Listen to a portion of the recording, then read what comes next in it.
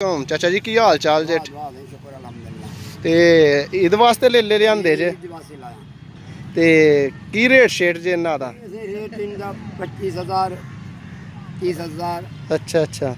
ते इन्हां नूं खुआंदे पिआंदे की हो पूड़ी बूड़ी चोकर सही है ते किन्ना क वजन होना एक एक लेले दा इसका वजन हो जाएगा 20 किलो 22 किलो 20-22 किलो सही हो गया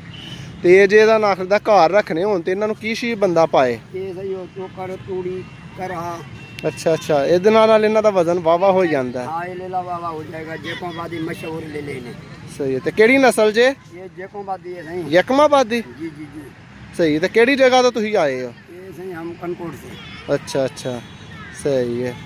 ਤੇ ਦੋਸਤੋ ਇਹ ਲੇਲੇ ਜੇ ਦਾ ਨਖਦਾ ਬੜੇ ਹੀ ਸਸਤੇ ਜੇ ਤੇ ਚਵਿੰਡੇ ਫਾਟਕ ਤੇ ਇਹਨਾਂ ਨੇ ਲਿਆਂਦੇ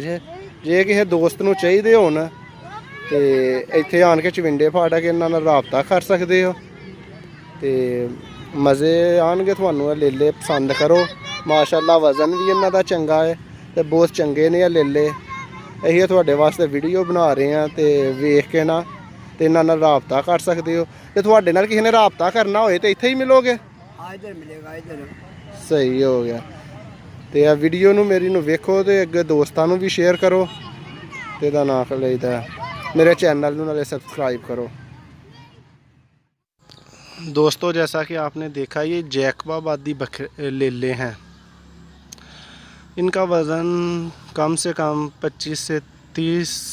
किलो है, जो छोटे से छोटा बकरा है। तो आप इन्हें ख़रीद सकते हैं,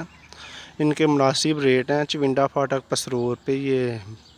लेलों वाले आए हुए हैं जैकबाबा से अपने लेलों को